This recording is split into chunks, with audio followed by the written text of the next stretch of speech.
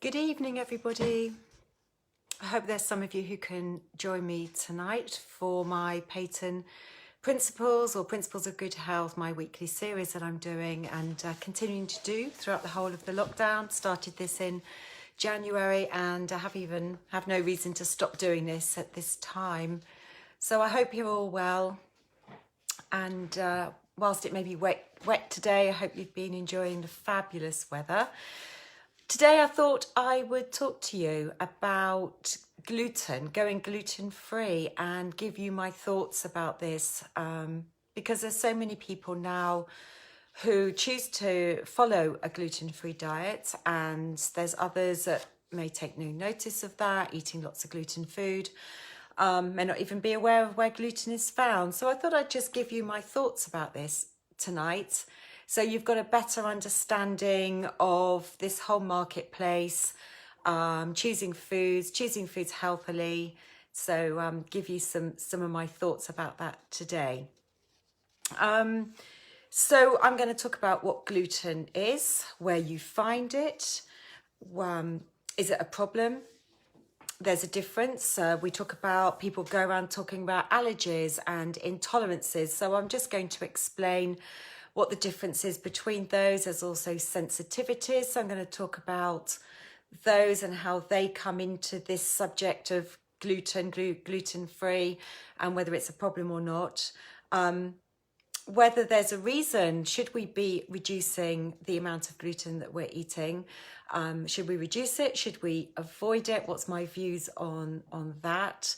What are the alternatives? How do we go about managing this? And do we need to worry about it at all? So I will fire away. Now, I'm just curious to know, whether you are gluten-free. Has it ever crossed your mind to be gluten-free? If you are gluten-free, why? Is it because you feel it causes you symptoms, causes you a problem in some way? Or is it just because you think it's part of a healthier lifestyle? I'd be interested to know what you think about that. Because for some people, it's definitely because it causes symptoms or because they feel gluten or wheat. There is this confusion, isn't there, sometimes, I think, between gluten and wheat, and whether people think that does cause a problem for them. But I thought I'd start with what exactly gluten is. It's a commonly used word. What is gluten? So it's actually a group of proteins. One of the proteins is gliadin, and that's found in wheat. But there are other similar types of proteins, and they act like glue. So in things like bread, these proteins act like glue and hold everything together. I think that's why when we choose products that you purchase off the shelf that are called gluten-free breads, they may not have the same sort of spongy type texture that sort of holds everything together. So that's what gluten is. It's a combination of different types of proteins that are found in different types of grains. As I said, gliadin is a common one that's found in wheat, but we get different ones that are found in barley and found in rye. So the three main grains that we eat more commonly, the main ones where we talk about this sort of gluten being a problem, is in wheat, it's in barley, and it's in rye. And they're the ones we need to watch out for. People often say, well, we need to be careful with oats, but oats themselves don't actually contain a substance like gluten. However, many oat products, including porridge oats and the way they're processed, we often talk about this term cross-contamination. So they're often processed in a factory where they've been handling other grains. So when you buy porridge oats, you may sometimes see them labelled as gluten-free. It's because the oats themselves are not different. It's just that some oats are definitely in a factory that have had no other grains that contain gluten passing through them, whereas some porridge oats are produced in factories where grains, other grains, gluten rich grains, wheat is used. So if you think there is a really severe problem, you may want to opt for gluten-free oats. But typically, oats are not a problem in this situation. Other things to be aware of, we think about spelt being healthier and we think about sourdough being healthier. But if we're concerned about gluten, then we shouldn't touch those ones either, because the same grains are used. Spelt is actually an ancient form of wheat, so it may be easier on the digestive system, and sourdough is processed differently and fermented, so it may be easier on the digestive system and you may not get symptoms, but they will still contain these sort of gluten proteins, so they can be a problem for you. So it's just worth bearing that in mind. And we need to watch not just breads and crackers and things like pasta, but do be aware of sauces, and soy sauce is wheat based. So, if you want to avoid gluten, you wouldn't touch soy sauce. But you need to look very, very carefully when you're buying foods, whether they contain any form of wheat, rye or barley, whether it's wheat, rye or barley, with sauces and condiments and soy sauce, seasonings, dressings. Just watch those, look at the ingredients very, very carefully if you think you need to avoid gluten altogether or it's something you want to avoid. Now, this thing about gluten and whether it's a problem or not, mostly it tends to stem from people thinking they've got a problem with digesting it, and people feel that when they're eating gluten, then it's causing them a variety of different types of symptoms. It's very much an individual base, what you may experience. But for some people, it's all down to how we digest it or an inability to digest it well. And so some people may feel they're getting more bloated. They may get some pain and discomfort. They may feel food is sitting very heavily. And then we go on to bowel movements. And for some people, they may feel more constipated. For some people, they may feel they're getting looser bowel movements and diarrhea. So they're the more obvious and typical digestive symptoms that people may experience. But for other people, it may be less obvious. And they're what I call systemic symptoms. And what I mean by that is it's moved from the gut and it's now passed through into the bloodstream. And what happens is with gluten is that it can be a problem to digest. So this protein can be partially digested, but isn't fully digested. And for most people, this can just pass through the digestive tract and not cause any problem at all. But maybe for some people, it is causing a problem. And for some people, that's why you get those digestive symptoms. And for other people, it may be a combination of that, or what happens is it can irritate the lining of the gut, and it can then potentially create something that you may or may not have heard of that commonly is known as leaky gut. It, strictly speaking, is intestinal permeability, but we have very overlapping cells with very, very tight, they're called tight junctions, and the only thing that should be able to pass through in between these junctions and these tightly compacted cells is completely digested food, amino acids and the fats and the sugars. We shouldn't be able to get proteins passing through. We should only be able to get amino acids, which is the fully digested protein, was what it gets broken down to. So if a bit of protein gets attacks these cells, that's what seems to happen, and you may get what's called these gaps appearing, these tight junctions separate, and that's why it's called leaky gut. Then there's a potential for these proteins to potentially pass through and get into the bloodstream, and from there they may cause what we call these systemic symptoms somewhere else in the body. And it may be very difficult to relate it to what you've eaten, and it's not what you've eaten straight away. It could be you've eaten it yesterday, but maybe headaches, brain fog, tiredness, maybe some skin conditions, itchy skin, something like that.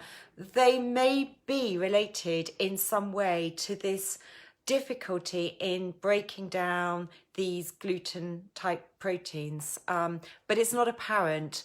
And this is where we're getting into the domain of differentiating between intolerances, food sensitivities, and allergies, because they're very, very different things. An allergy can be far more severe and it can be far more instant. Not always, but it can be more instant, and it's an immune reaction. Food intolerances are not classed as an immune reaction at all. They're very, very different, and it can be very, very mild symptoms, and they're not serious and not life-limiting in any way at all. So there is a big difference. What I would like to just point out, though, if we are going to talk about gluten here, is of course the understanding that if you've got a celiac disease, absolutely you cannot touch anything with gluten in at all. It's an absolute no-no. It's a very serious condition. It's an autoimmune condition. The body starts attacking this finger-like projections that are called villi that line the small intestines and are the sites for absorption of nutrients into the bloodstream. And what happens is these finger-like projections get flattened, so you massively decrease the surface area for the uptake of nutrients. Very, very dangerous, and it's caused by gluten. So we know about 1%, potentially 1% of the population has this celiac disease. And the purpose of this talk tonight is not for, well, some of the information is relevant about what I'll talk about, but generally, you know, it's a completely different thing. And for most people, the avoidance of gluten is nothing to do with celiac disease at all. And the only way to diagnose celiac disease is, unfortunately, you have to eat gluten-rich foods in order for a blood test to be able to detect the problem. Sorry, I'm wiggling a bit here. So I'm not really talking about that. But as I said, there's a big difference between a sort of sensitivity and intolerance and an allergy. So if you think you might have a potential problem, am I saying that you should completely and utterly avoid gluten foods altogether? Now, my first thought when I'm talking to clients is actually no. I ask clients, and I help them with this, is to start to analyse their food diary.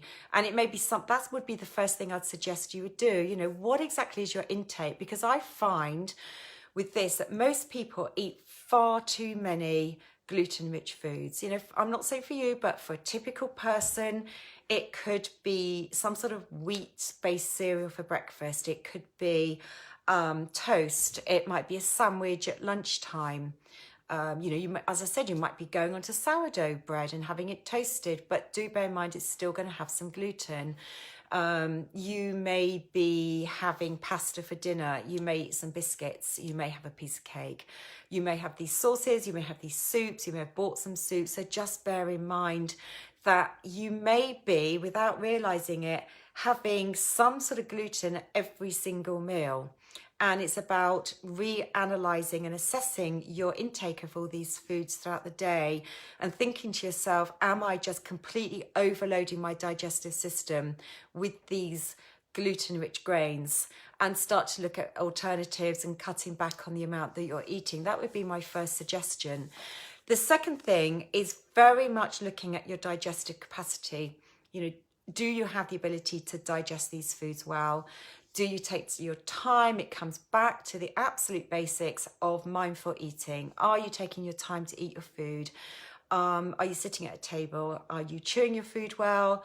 Are you giving yourself time to eat that meal rather than rushing through it all the time? Because that is the very first steps of enabling your body to recognize that food's coming and the release of all these essential digestive secretions. So, you know, just look at those two aspects before you think about, I've got to strip out gluten foods from my diet completely.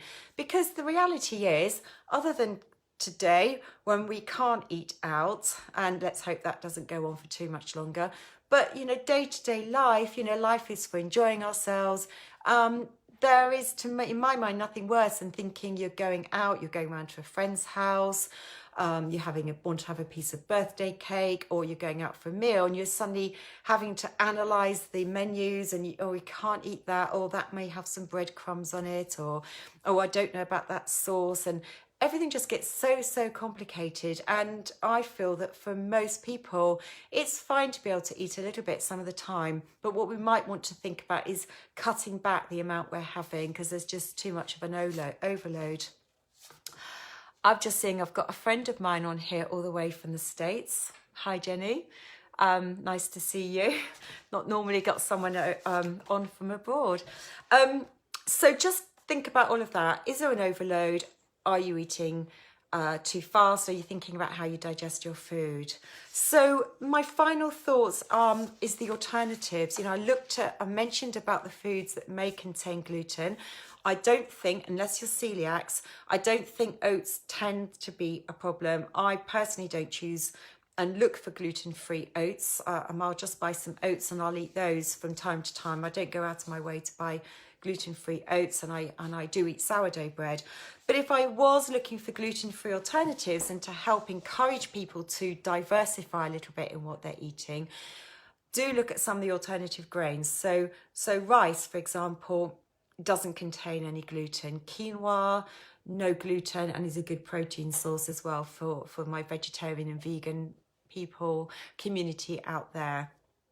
Millet, not always a favourite grain, but millet is an alternative. I found another alternative that I posted about a few months ago, an African grain called fonio.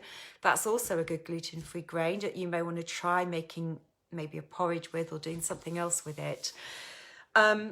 Buckwheat, don't get confused by the name. Buckwheat is not wheat. It doesn't contain any gluten. So buckwheat is absolutely fine to eat. Buckwheat noodles, great alternative if you're looking for something like that. Look at some of these alternative pastas now. Lots of pastas out there.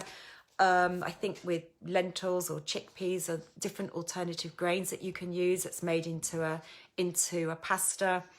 And at the start I mentioned soy sauce. I don't buy soy sauce really because I just like to think I'm reducing the amount of wheat I'm eating.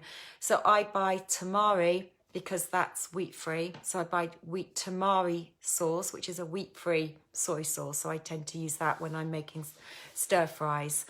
There was one other thing I was going to mention tonight. Oh, and that's with regards to buying gluten-free food. So when I've got clients that may have been advised by their doctors, if they come to me with lots of digestive symptoms, and you know, some of the doctors might say, well, try going gluten-free. What they'll do is they'll go to the supermarket and they will just go to the gluten-free aisle.